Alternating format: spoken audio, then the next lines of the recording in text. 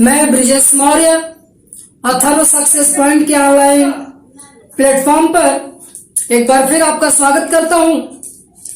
और हम लोग पढ़ रहे थे आद्य ऐतिहासिक काल में सिंधु सभ्यता के अंतर्गत हम लोगों ने पिछली लास्ट क्लास में अपने कालीगंगा के विषय में पढ़ा था ना। डिटेल से उसके बारे में हमने जाना था, किसने उसकी खोज की, किस नदी के किनारे हैं, और कहानियों के माध्यम से हमने आपको सारी बातें बताई थी। आज हम लोग पढ़ेंगे बनवाली या बनावली के विषय में। किसके विषय में? बनावली। कुछ किताबें इसको बनवाली कहती, ठीक है। दोनों बात एक ही है, बनावली कहें या बनवाली कहें। तो इसकी खोज किसने की? 1973 ईस्वी में। कब? 1973 ईस्वी में R.S. बिष्ट अर्थात रविंद्र सिंह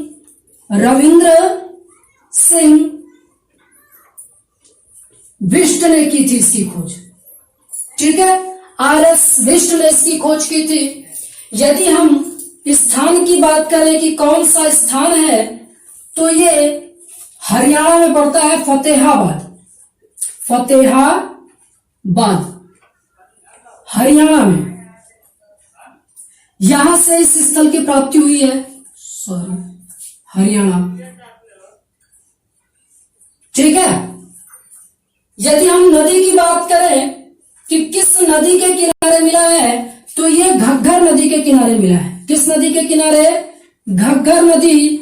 और जब हम वैदिक सभ्यता कालीबंगा पढ़ रहे थे, तो वो भी किसके किनारे मिला था? घग्गर नदी के किनारे। और इसी को हमने बताया था, क्या कहते हैं? प्राचीन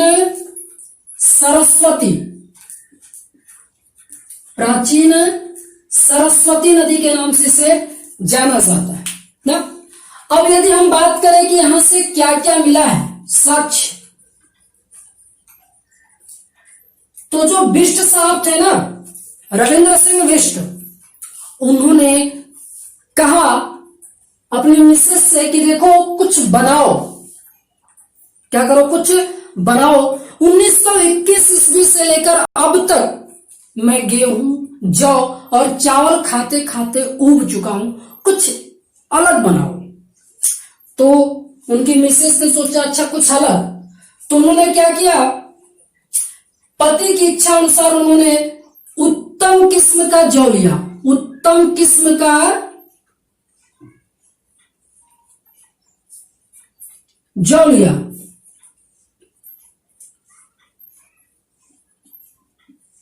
ठीक है। और दूसरा लिया उन्होंने तिल। क्या लिया? तिल।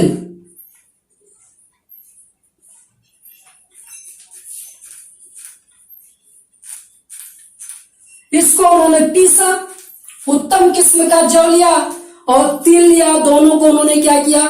पीसा। तीसरा उन्होंने लिया सरसों,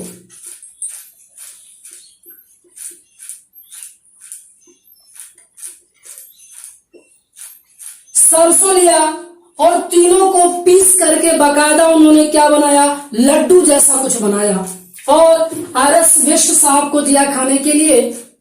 तो उनको खा करके बड़ा मजा आया, ठीक है। तो वहां से क्या क्या चीजें मिली हैं? उत्तम किस्म की जौ के साक्ष्य बनावली से, तिल के ढेर के साक्ष्य मिले हैं और सरसों के साक्ष्य। जब मैं आपको हड़प्पा पढ़ा रहा था, तो मैं आपको बताता था कि गेहूं और जौ के साक्ष्य कहां से मिले? हड़प्पा से। लेकिन प्रश्न पूछा सा है कि उत्तम किस्म के जौ के साक्ष्य कहां से मिले? तो बनावली से, ठीक है। अब ये जो गेहूं, तिल और सरसों हैं, ये एक तरह से साकीय फसलें हैं जिनको जानवर बहुत ज्यादा तेजी से खाते हैं ना। तो जानवरों से सुरक्षा के लिए, किससे? जानवरों से सुरक्षा के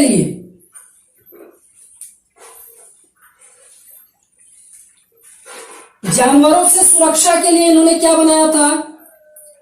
तांबे का बाड़ागृह, ठीक है। कुछ इस तरीके की संरचना, जिससे बाढ़ के आगे कुछ यूं ऐसे नोकदार संरचना बनाते थे ये ना, और इसको बाढ़ के आगे लगा देते थे, जिससे ये जानवरों को क्या करते थे, भगाने का काम करते थे, उनको डराने का काम करते थे। तो तांबे के बाड़ागृह के साक्ष्य कहां से मिले हमें? बनावली से। ठीक है, अगली यदि हम बात करेंगे बनावली के विषय में, तो बनावली में नाली व्यवस्था का क्या था? अभाव था। बनावली में क्या था? नाली व्यवस्था का अभाव था। ठीक है, तो बनावली के बारे में इतनी डिटेल, आप इसका स्क्रीनशॉट ले लीजिए। हो गया। तो बनावली में इतनी बातें होती हैं। अब हम बात करें यदि, तो अगला नगर हमें मिलता है सुरकोटदा। सुरकोटदा। अच्छा, इस सुरकोटदा में ना हम किस शब्द को पकड़ते हैं? सुर को। किसको पकड़े? सुर को। तो सुर मतलब क्या होता है? देवता। आप जानते हो सुर मतलब क्या होता है? देवता। और जो देवता होते हैं वो संपूर्ण जग के क्या होते हैं? स्वामी होते हैं। संपूर्ण जग के क्या होते हैं? पति होते हैं। अर्थात जगपति, क्या कहेंगे इन्हें हम? जगपति। जोशी ने इसकी खोज की थी। ठीक है, कब खोज इसकी किसने की? जगपति जोशी ने 1964 ईस्वी में। सुरकोटदा की खोज किसने की? जगपति जोशी ने। कब की? 1964 ईस्वी में। ठीक है, दूसरी यदि हम बात करें स्थान कि स्थान कहाँ है, ये कहाँ खोजा गया, तो यह है कच्छ। कहां पर है? कच्छ, गुजरात में। कहां पर है? कच्छ, गुजरात में। ठीक है, अगला यदि हम बात करें तो देवताओं का जो प्रिय पशु, यदि हम किसकी बात करें, अब साक्ष्य की बात करें, साक्ष्य की बात करें, तो जब हम इससे आगे अगला चैप्टर पढ़ेंगे वैदिक सभ्यता, तो वहां आपको पता चलेगा कि जो देवताओं का प्रिय पशु था वो क्या था? घोड़ा था ना। तो यहां भी चूंकि देवता आए हैं ना, तो इनका जो प्रिय पशु, या यहां से क्या मिला है? घोड़े के साक्ष्य। क्या मिले हैं? घोड़े के साक्ष्य मिले हैं। ठीक है, दूसरा जो देवताओं का काम है वो न्याय और अन्याय का लेखा जोखा रखना। क्या करना? न्याय और अन्याय का लेखा जोखा रखना। तो उसके लिए क्या करते हैं? तराजू का, आप न्यायालय में देखे होंगे, फिल्मों या धारावाहिकों में दिखाता है कि न्यायालय में जज साहब के पीछे एक आंख पर बधी हुई पट्टी मूर्ति होती है, और उसके हाथ में क्या होता है? तराजू होता है, जो न्याय और अन्याय का प्रतीक होता है ना। तो यहां तराजू के,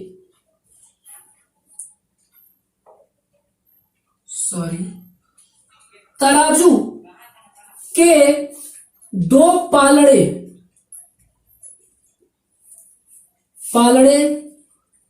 के साक्ष्य मिले हैं। तराजू के दो पालड़े के साक्ष्य मिले हैं जो न्याय और अन्याय के प्रतीक थे ना। अब यदि अन्याय का पालड़ा भारी हो जाता है तो कहते हैं ना कि अन्याय का घड़ा क्या हो गया? भर गया। तो देवता क्या करते हैं? फिर संपूर्ण जग का विनाश कर देते हैं। तो विनाश किसके? विनाश या पतन के साक्ष्य मिले हैं। ठीक है,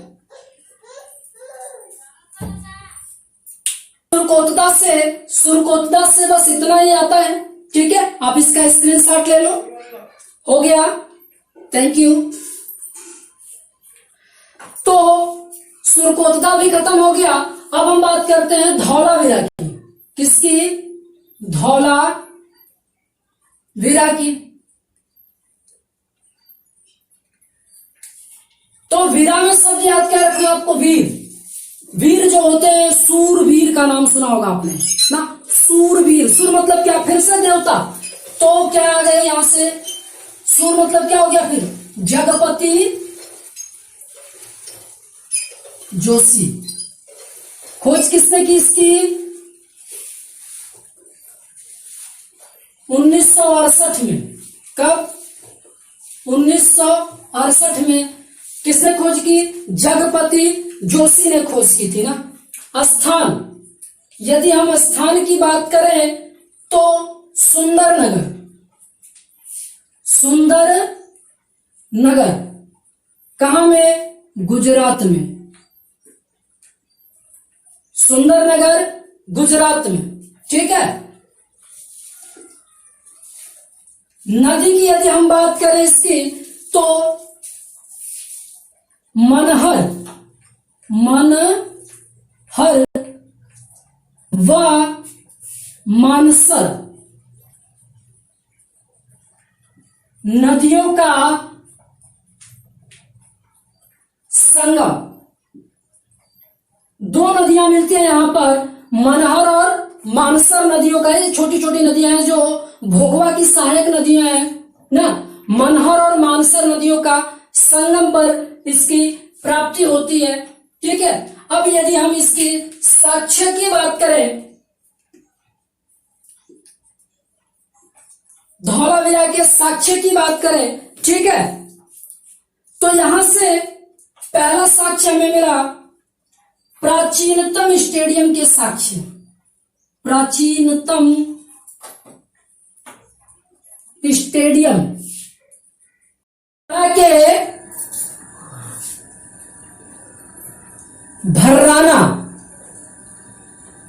भर्राना नामक स्थल से स्वर्ण आभूषण मिले हैं। स्वर्ण आभूषण के साक्ष्य मिले हैं, ठीक है। देखिएगा, सोना और चांदी याद रखना आपको। सोना और चांदी कहां से मिले हैं? तो हरियाणा से मिले हैं। कुणाल से चांदी मिला है और भर्राना से क्या मिला है? सोना मिला है, ठीक है। अगली यदि हम बात करेंगे तो वर्तमान में या तत्काल में लिखें, तत्काल में सिंधु सभ्यता के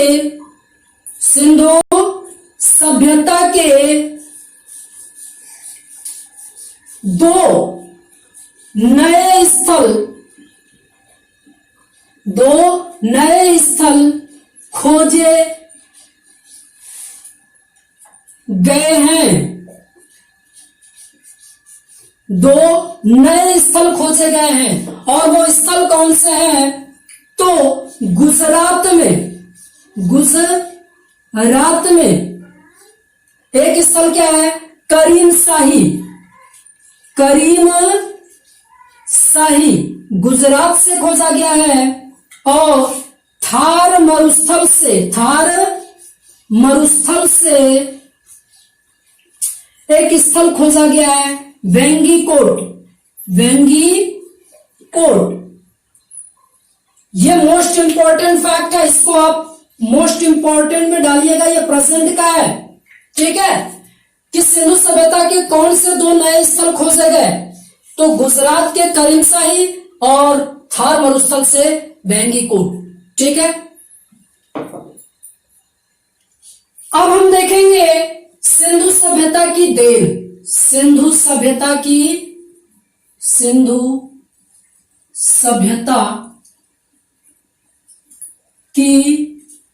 देन। तो इसमें यदि हम बात करें समाज की, समाज कैसा था ना? तो समाज कैसा था? मातृसत्तात्मक।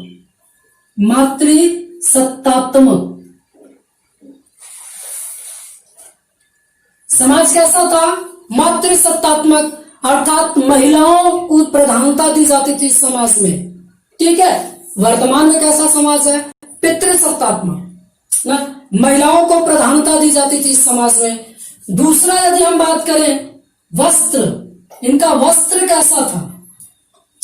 तो ये सूती व ऊनी वस्त्र पहनते थे, ऊनी वस्त्र पहनते थे। अगली हम बात करें इनका प्रिय पशु, प्रिय पशु तो क्या था? कुबड़दार, कुबड़दार सांड या बैल। कुबड़दार सांड या बैल इनका क्या था? प्रिय पशु था। यदि हम बात करें कि ये किन किन वस्तुओं का कहां कहां से व्यापार करते थे, अर्थात आयातित वस्तुएं और स्थान से आयातित वस्तुएं, ठीक है, और एक तरफ हम क्या लिखें? स्थान। तो ये टीन किसका? टीन का और चांदी का व्यापार किनसे करते थे? ईरान से और अफगान से। ईरान और अफगान से ये क्या मंगाते थे? टीन और चांदी मंगाते थे। सोना, सोना का व्यापार ये कहां से करते थे? तो अफगान,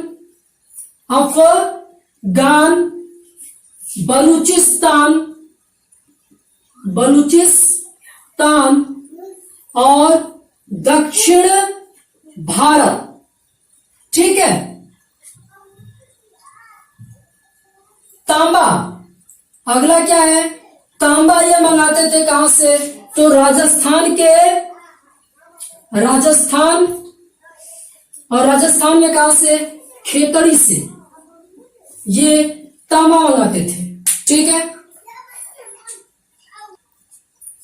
तो इस तरीके से ईच एंड एवरी डायमेंशन से हमारा सिंधु सभ्यता क्या हो गया है? खत्म हो गया, ठीक है। आप इसका स्क्रीनशॉट ले लीजिए। आज के हम मोस्ट इंपॉर्टेंट टॉपिक पे बात करने जा रहे हैं और संभवतः ये आखिरी क्लास सिंधु सभ्यता से रिलेटेड होगी, जिसमें स्टूडेंट अक्सर गलतियां करते हैं। तो वो टॉपिक है, प्रश्न है प्राचीनतम और प्रथम से। यहां स्टूडेंट अक्सर गलतियां करते हैं। यदि प्रश्न पूछा जाए प्राचीनतम, मतलब आपसे प्रश्न कहां से मांगा जा रहा है? जब आप प्रागैतिहासिक से, कहां से? प्रागैतिहासिक से।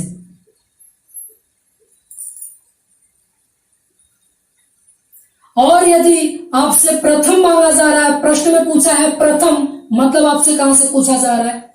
आद्य ऐतिहासिक से।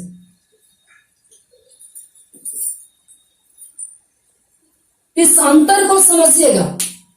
यदि प्रश्न में लिखा है प्राचीनतम, मतलब आपसे जवाब वो एग्जामिनर कहां से चाह रहा है? किस काल से चाह रहा है? प्रागैतिहासिक काल से जवाब चाह रहा है वो आपसे, ठीक है। और यदि एग्जामिनर ने प्रश्न में लिखा है प्रथम, मतलब वो आपसे कहां से जवाब चाह रहा है? आद्य ऐतिहासिक काल से, ठीक है। तो इसको आप समझिएगा। जैसे यदि हम बात कर रहे हैं किसकी? चावल पर रिलेटेड। किस पर हम बात कर ले? चावल पर, कि चावल का प्राचीनतम साक्ष्य कहां से मिला? चावल का प्राचीनतम साक्ष्य और चावल का प्रथम साक्ष्य, प्रश्न में अंतर समझिएगा, ठीक है। प्राचीनतम साक्ष्य, चावल का प्राचीनतम साक्ष्य, तो आप कहेंगे कोल्डी हवा। कहां से? कोल्डी हवा। यह कहां पड़ता है? यूपी में। कोल्डी हवा यूपी से। और वही प्रश्न आ जाए चावल का प्रथम साक्ष्य, तो आप कहेंगे लोथल से। क्यों भाई? मैंने प्रागैतिहासिक काल, पाषाण काल पढ़ाया था तो कोल्डी हवा का जिक्र किया गया था ना। तो आपसे किससे प्रश्न पूछ रहा है? प्राचीनतम का मतलब प्रागैतिहासिक से पूछ रहा है, तो आप कोल्डी हवा यूपी कहेंगे। और यदि आपसे प्रश्न प्रथम साक्ष्य पूछ रहा है तो लोथल गुजरात से कहेंगे। उसी तरीके से मानव के साथ कुत्ते के समाधान, कुत्ते के समाधान, मानव के साथ कुत्ते के समाधान का यदि प्राचीनतम साक्ष्य पूछा जाए, प्राचीनतम साक्ष्य, ठीक है, और यदि आपसे प्रथम साक्ष्य पूछा जाए, प्रथम साक्ष्य पूछा जाए, ठीक है, तो प्राचीनतम साक्ष्य जवाब दे सकते हैं आप। प्राचीनतम साक्ष्य है बुर्ज होम। बुर्ज होम कहां पड़ता है? ये जम्मू एंड कश्मीर में। और यदि मानव के साथ प्रथम साक्ष्य पूछा जाए कुत्ते का, तो अभी आपने पढ़ा कहां पर? रोपड़ से, क्योंकि प्रथम आपसे कहां से प्रश्न मांग रहा है? आद्य ऐतिहासिक काल से मांग रहा है। उसी तरह मानव का, आप इतना कर लीजिए, स्क्रीनशॉट इसका ले लीजिए, तो मैं आगे बताता हूं आपको। इसी तरीके से आपसे प्रश्न कहां से आए? आदि मानव से, आदि मानव। और प्रश्न रहे कि आदि मानव का प्राचीनतम साक्ष्य, प्राचीनतम साक्ष्य, तो आप कहेंगे अफ्रीका से। कहां से मिला है? अफ्रीका से। और इस प्राचीनतम आदि मानव को अफ्रीका में क्या कहा जाता है? ऑस्ट्रेलोपिथेकस। क्या कहेंगे हम इसे? ऑस्ट्रेलोपिथेकस,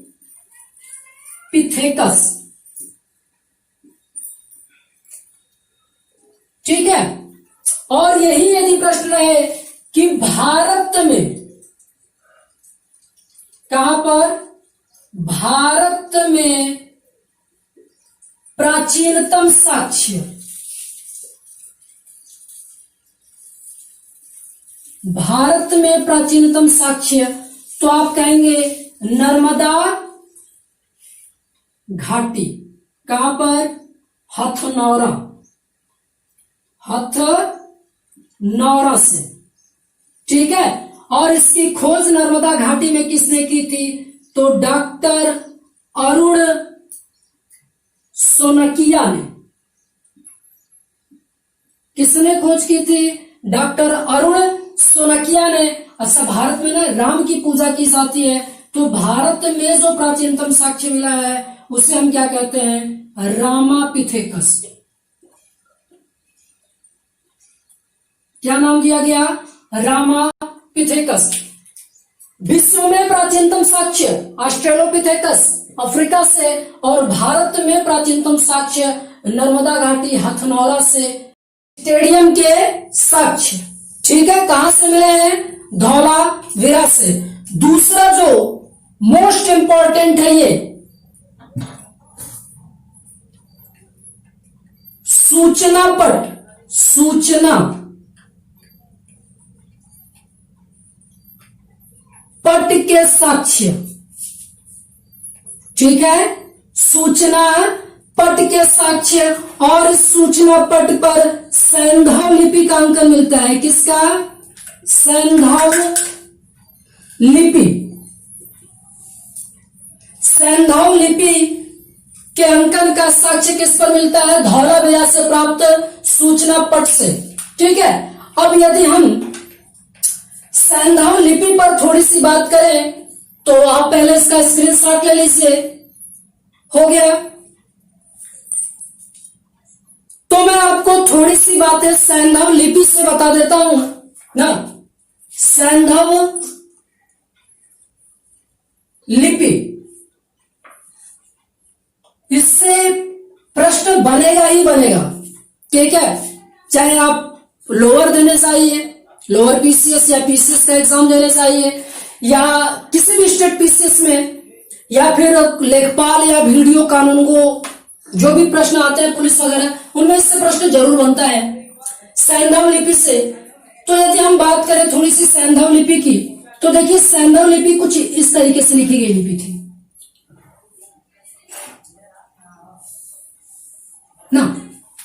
मतलब पहले ये किधर से स्टार्ट होती थी, दाएं से, और किधर की तरफ चलती थी, बाएं की तरफ। और अगली लाइन ये वापस किधर से चलती थी, बाएं से दाएं। मतलब फर्स्ट लाइन, ये फर्स्ट लाइन किधर से चलती थी, दाएं से बाएं ना। और सेकेंड लाइन इसकी किधर से चलती थी, बाएं से दाएं। ठीक है, देखिएगा इसकी पहली लाइन किधर से चलती थी, दाएं से बाएं की ओर, और अगली लाइन बाएं से दाएं की ओर, फिर से दाएं से बाएं की ओर, और यही प्रक्रिया बनी होती थी। और इसमें बने क्या होते थे, जो सैंधववासी थे अपने मन की भावनाओं को चित्रों के माध्यम से व्यक्त करते थे, इसलिए इस लिपि को क्या कहा जाता था, भाव चित्रात्मक। पहला, इस लिपि को क्या कहा जाता है, भाव चित्रात्मक लिपि। ठीक है, कुछ इतिहासकार इसको कहते हैं, ये आकार कैसा दिख रहा है आपको, सर्पिलाकार, स्पाइरल कुछ दिख रहा है ना, तो सर्पिलाकार लिपि भी कहते हैं इसको, सर्पिलाकार। कुछ इतिहासकार इसको गोमूत्र लिपि भी कहते हैं, गोमूत्र लिपि। और इंग्लिश में इसको ब्रुस्टोफेदम कहा जाता है, ब्रुस्टोफेदम कहा जाता है। तो ये सैंधव लिपि को इतने नामों से जाना जाता है। इसी को हम भाव चित्रात्मक कहते हैं, इसी को हम सर्पिलाकार कहते हैं, इसी को हम गोमूत्री लिपि कहते हैं, और इसी को हम क्या कहते हैं, ब्रुस्टोफेदम लिपि कहते हैं। इसमें से सबसे मोस्ट इंपॉर्टेंट है, यही नाम बार बार पूछा जाता है, भाव चित्रात्मक लिपि। ठीक है, अगली यदि हम बात करें तो सर्वप्रथम इसे पढ़ने का प्रयास, सर्वप्रथम पढ़ने का प्रयास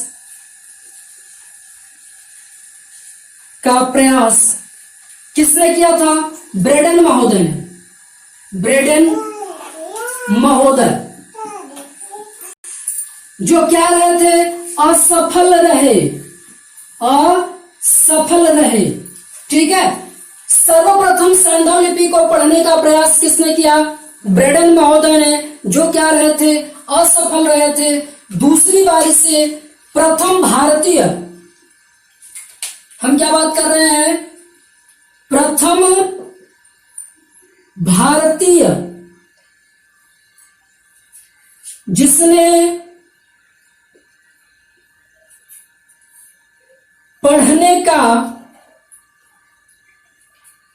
प्रयास किया। पढ़ने का प्रयास का यहां मतलब ये नहीं कि पढ़ना, सैंधव लिपि को पढ़ने का प्रयास किया, और उनका नाम मिलता है, प्रथम भारतीय जिसने पढ़ने का प्रयास किया, नटवर झा। और ये भी क्या रहे, असफल रहे, ये भी सफल नहीं हो पाए। दो लोगों ने इसको प्रयास किया और दोनों लोग असफल रहे, अर्थात आज तक सैंधव लिपि को पढ़ा नहीं जा सका है। ठीक है, ये कैसी लिपि है, तो भाव चित्रात्मक लिपि है। आप इसका स्क्रीनशॉट ले लीजिए। ठीक है, हो गया, थैंक यू। सैंधव लिपि के बारे में इतना डिटेल काफी है। ठीक है, इतने में से कोई एक प्रश्न आता है। अगली यदि हम बात कर लें तो धौलावीरा एक मात्र नगर था जो 3 भागों में विभाजित था। धौलावीरा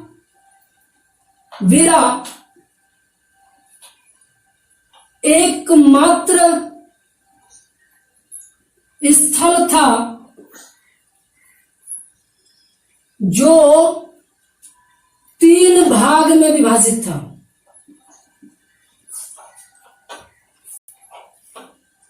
3 भाग में विभाजित था। ठीक है, हम जब हड़प्पा नगर की संरचना देख रहे थे तो हमने वहां पर कहा था कि संपूर्ण सैंधव नगर 2 भागों में विभाजित होता था, एक दुर्ग टीला और दूसरा नगर टीला। लेकिन धौलावीरा एकमात्र नगर जो 3 भाग में विभाजित था, दुर्ग टीला, नगर टीला और मध्यम टीला। दुर्ग टीला, नगर टीला और मध्यम टीला। तो यह प्रश्न पूछा जाता है कि कौन सा नगर 3 भागों में विभाजित था, तो आप कहेंगे धौलावीरा।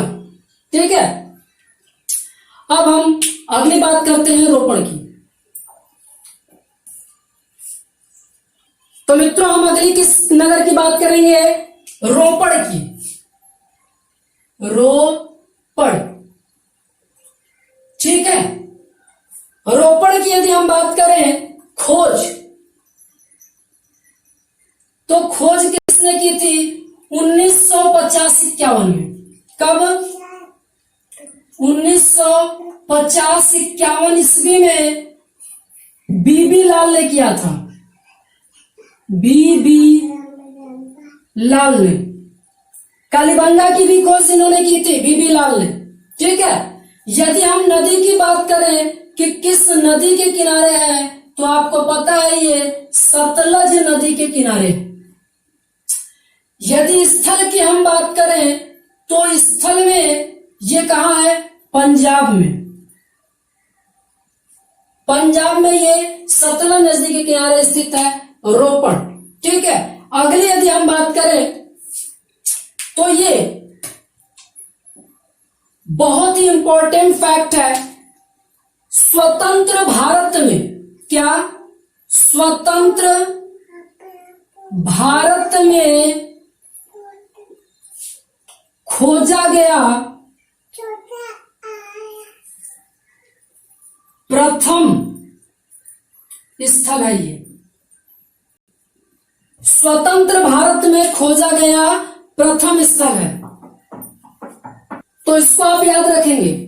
एग्जामिनर यही कंफ्यूज करता है, क्योंकि एग्जामिनर को भी पता है कि बच्चा कहां गलती करने वाला है ना।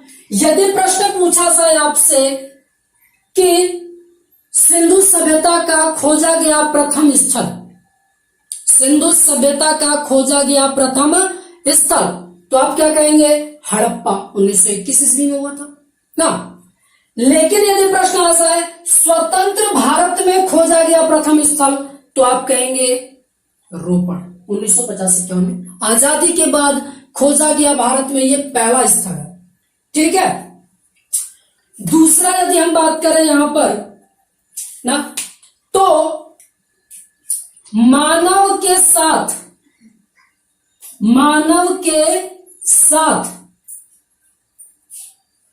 कुत्ते के समाधान का साक्ष्य, मानव के साथ कुत्ते के समाधान के साक्ष्य या मानव के साथ कुत्ते के समाधान का प्रथम साक्ष्य कहां से मिला? रोपड़ से। कहां से मिला? रोपड़ से। ठीक है। तो रोपड़ के बारे में इतनी जानकारियां मिलती हैं। ठीक है।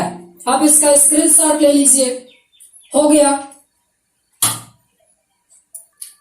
सिंधु सभ्यता से रिलेटेड हम थोड़े अन्य महत्वपूर्ण टॉपिकों की बात कर लेते हैं। क्या बात करते हैं? अन्य महत्वपूर्ण तथ्य। ठीक है। तो इन महत्वपूर्ण तथ्यों में पहली बात आती है हरियाणा के कुनाल। आपको पता है, मैंने ये सैंडव स्थल है, कहां पड़ता है? कुनाल में। ट्रिक के माध्यम से मैंने आपको, हरियाणा में मैंने ट्रिक के माध्यम से आपको बताया था। हरियाणा के कुनाल में चांदी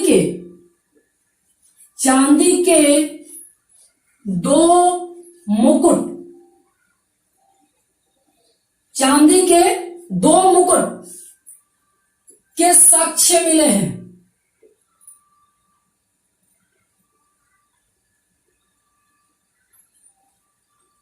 हरियाणा के कुनाल में चांदी के 2 मुकुट के साक्ष्य मिले हैं, और हरियाणा में ही सोने के भी साक्ष्य मिले हैं। दूसरी पॉइंट हम लिखते हैं, रामा पिथेकस। आप इसका स्क्रीनशॉट ले लीजिए। हो गया, थैंक यू। अब मुझे लगता है कि इसमें कोई भी टॉपिक मेरी तरफ से बाकी नहीं रह गई है। सिंधु सभ्यता में हम कल की क्लास में सिंधु सभ्यता से रिलेटेड जितने भी प्रीवियस ईयर के क्वेश्चन होंगे जो आए होंगे यूपीएससी लोअर में, पीसीएस, स्टेट पीसीएस में, पुलिस जीडी वगैरह में, तो मैं उनको आपके सामने ला करके सॉल्व कराने की कोशिश करूंगा। और इसके बाद हम लोग अगला चैप्टर स्टार्ट करेंगे वैदिक सभ्यता को। ठीक है, तब तक आप इसको रिवाइज करते रहिए।